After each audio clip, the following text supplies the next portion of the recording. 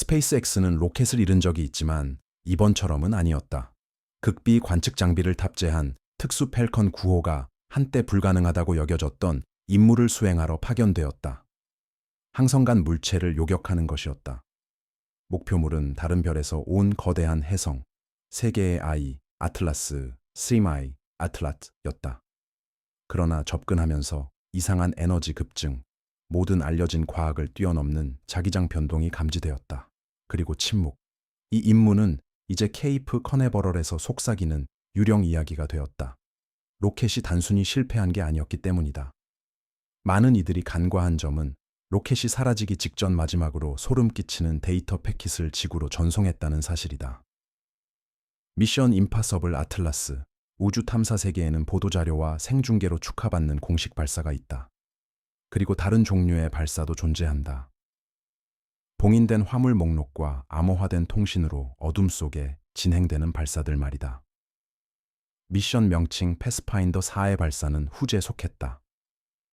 습한 밤, 반사되지 않는 검은색으로 도색된 완전 소모형 팔콘 9 로켓이 포효하며 플로리다 하늘로 치솟았다.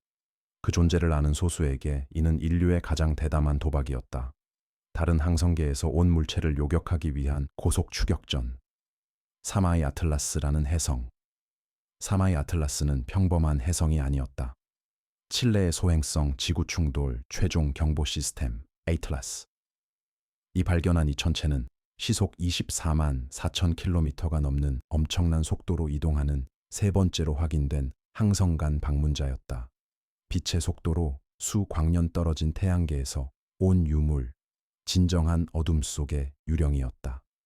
간단히 말해 이 물체는 엄청난 속도로 움직이고 있었습니다.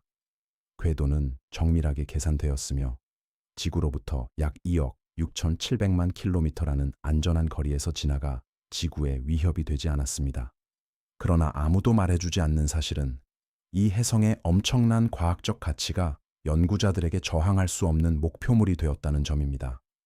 이 해성은 이전에 발견된 오umuamua 보리소프보다 더 컸으며 지름이 최대 10km에 달하는 것으로 추정되었습니다. 이는 다른 별의 이웃에 존재하는 원시적 생명 구성 요소를 담은 타임 캡슐과도 같았습니다. 많은 이들이 외계 생명체 발견에 열광하지만 진정한 과학적 가치는 화학에 있다. 해성 주위를 감싸는 흐릿한 후광인 코마의 먼지와 가스를 분석하면 생명체의 재료가 우주적 보편성을 가지는지 알 수 있다. 적어도 보안 브리핑에서 속삭여진 공식 설명은 그랬다. 패스파인더 B4 임무에는 혁명적인 마이크로 프로브가 탑재되었다고 한다. 코마를 관통해 성간 먼지를 채취하도록 설계된 초소형 채취 장치였다. 그러나 그 임무의 복잡성은 압도적이었다. 그토록 빠른 속도로 움직이는 물체를 가로채려면 상상할 수 없을 정도의 정밀함이 필요했다.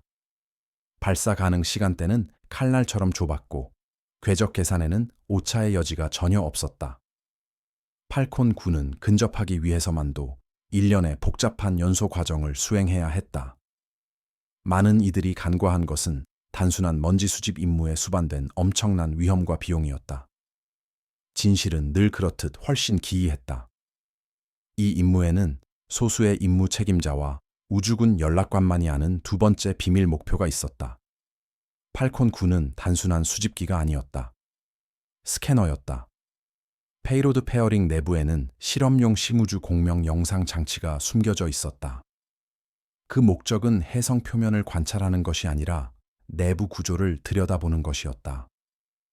패스파인더 4호가 연료를 소진하며 이전 어떤 팰컨 9호보다 더 멀리, 더 빠르게 비행하는 동안 캘리포니아 호선의 미션 컨트롤은 차분한 긴장감으로 가득했다.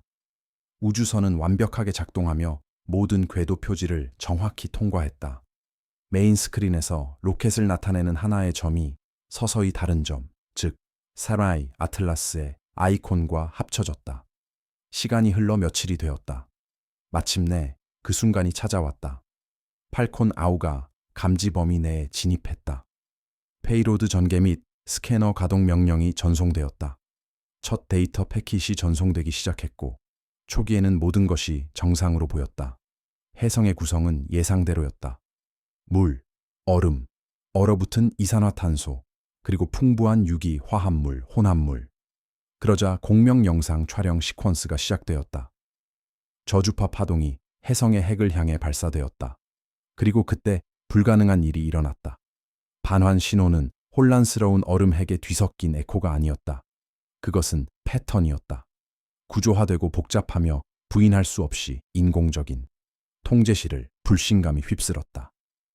누구도 목격한 것을 완전히 이해하기도 전에 두 번째 사건이 발생했다.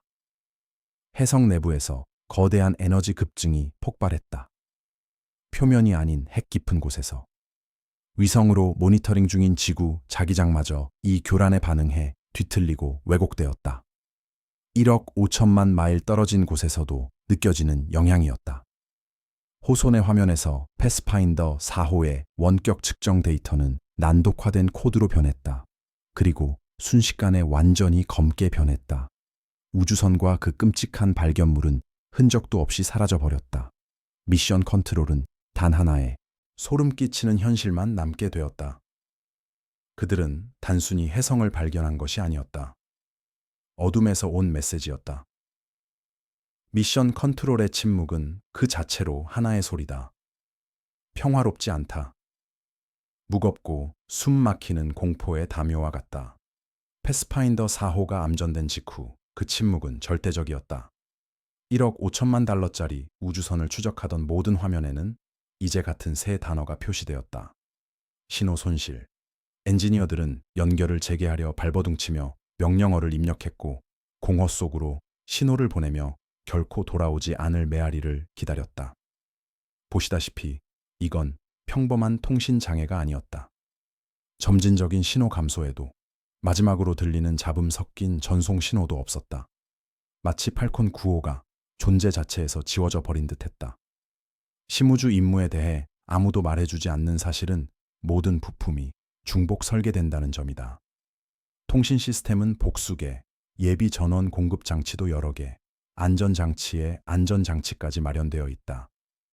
모든 것이 동시에 침묵하는 것은 완곡하게 표현하자면 정상적인 상황에서는 불가능하다. 이건 고장이 아니었다. 개입이었다. 블랙아웃 직전 발생한 에너지 급증은 결정적 증거였다. 다수의 위성이 포착한 이 거대한 전작이 에너지 파동은 기록된 어떤 것과도 달랐다. 태양 플레어 같은 자연현상이 아니었다.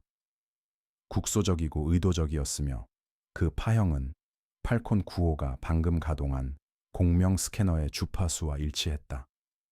이는 응답이었다. 그 후 몇 시간 동안 새로운 종류의 공포가 스며들기 시작했다. 이 임무는 단순한 실패가 아니었다. 재앙적인 도발이었다. 무언가를 깨운 걸까? 지식 추구의 과정에서 인류가 태양계 크기의 말벌 둥지를 걷어찬 건 아닐까? 정전 직전의 데이터는 지구상에서 가장 면밀히 분석된 정보가 되었다. 혜성 핵에서 돌아온 패턴화된 신호는 반복 재생되었다. 그것은 언어가 아니었다. 그들이 이해할 수 있는 어떤 의미에서도 아니었지만 분명히 지능적이었다. 자연에서는 절대 발생하지 않는 복잡한 수학적 구조, 소수, 기하급수적 진행이 담겨 있었다. 그것은 우리는 여기 있고 너희를 보고 있다고 말하는 신호였다. 초기 혼란 속에서 많은 이들이 간과한 것은 혼돈 속을 뚫고 전달된 마지막 작은 데이터 패킷 하나였다. 공명 이미지의 파편화된 조각으로 1kB도 안 되는 정보량이었다. 손상되고 잡음으로 가득했지만 전문팀이 밤낮 없이 재구성 작업을 진행했다. 마침내 완성된 화면에 나타난 이미지는 신호 자체보다 더 끔찍했다. 그것은 바위와 얼음으로 이루어진 핵의 모습이 아니었다. 폭 6m의 혜성 깊숙한 곳에는 완벽한 대칭을 이루는 금속 물체가 자리 잡고 있었다. 격자 구조로 복잡하고 거대했다. 직경 1마일, 약 1.6km로 이 훌쩍 넘는 구조물로 얼음과 암석으로 된 외피에 둘러싸여 있었다. 혜성은 우연히 기술의 조각을 품은 자연물이 아니었다. 혜성 자체가 기술이었다. 원시 천체 파편으로 완벽하게 위장한 우주선이었다. 갑자기 세나의 아틀라스의 궤적이 무작위처럼 보이지 않았다. 태양계를 가로지르는 그 경로는 우연한 근접 비행으로 여겨졌으나 이제는 의도된 것으로 보였다. 탐사선인가, 정찰선인가, 씨앗인가. 많은 이들이 첫 접촉이라는 아이디어에 열광한다. 하지만 이런 식으로 일어날 거라고는 아무도 상상하지 못했다. 침묵의 방문자, 단 한 번의 격렬한 반응, 그리고 더욱 공포스러운 침묵. 공허 속 메아리가 메시지였다. 패스파인더 4호가 답신이었다. 인류는 우주의 무대에 친근한 인사 대신 정체와 위력을 알 수 없는 우주선의 방어 시스템을 작동시키는 방식으로 존재를 알렸다. 이제 질문은 우리가 혼잔가?가 아닌 이제 무엇이 우리를 찾아올 것인가 였다. 인류의 시험대. 사마이 아틀라스가 혜성이 아닌 위장된 우주선이라는 사실이 모든 것을 뒤바꿨다.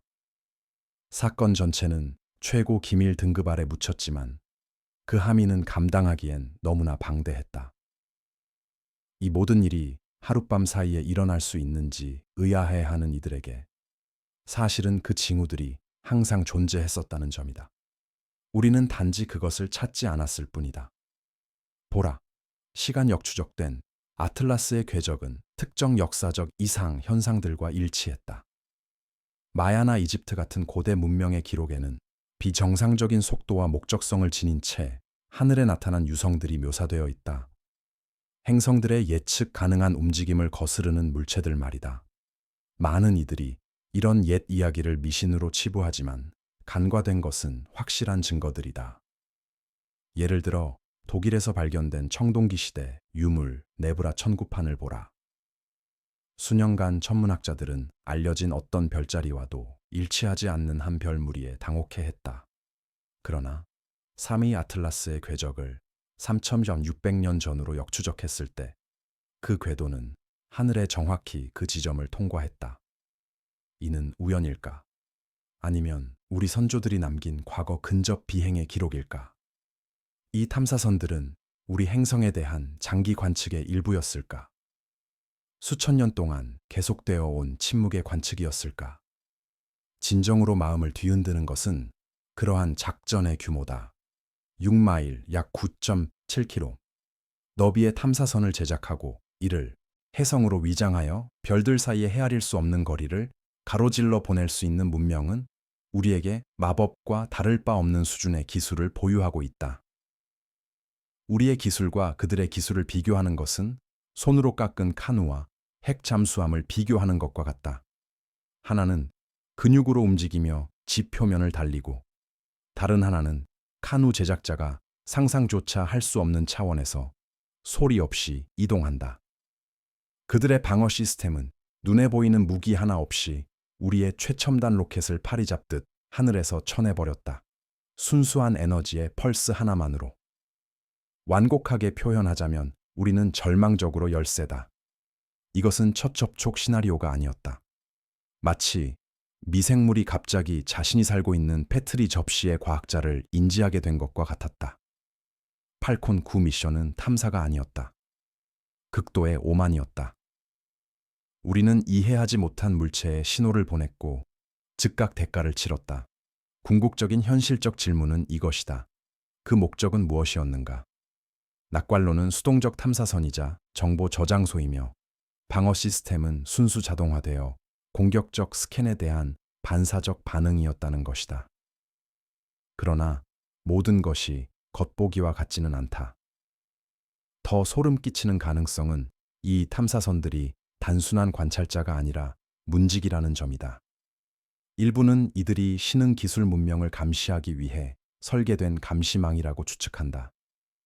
그들은 한 종족이 자국 행성을 파괴할 능력과 우주로 진출할 능력을 동시에 갖추는 결정적 순간을 지켜본다. 그리고 우리 같은 종족이 그 지점에 도달할 때, 우리 중력 우물을 벗어나 태양계를 탐사하기 시작할 때, 우리는 경계선을 넘게 된다. 패스파인더 4호의 실종은 공격이 아니라 시험, 경고 사격이었을지도 모른다.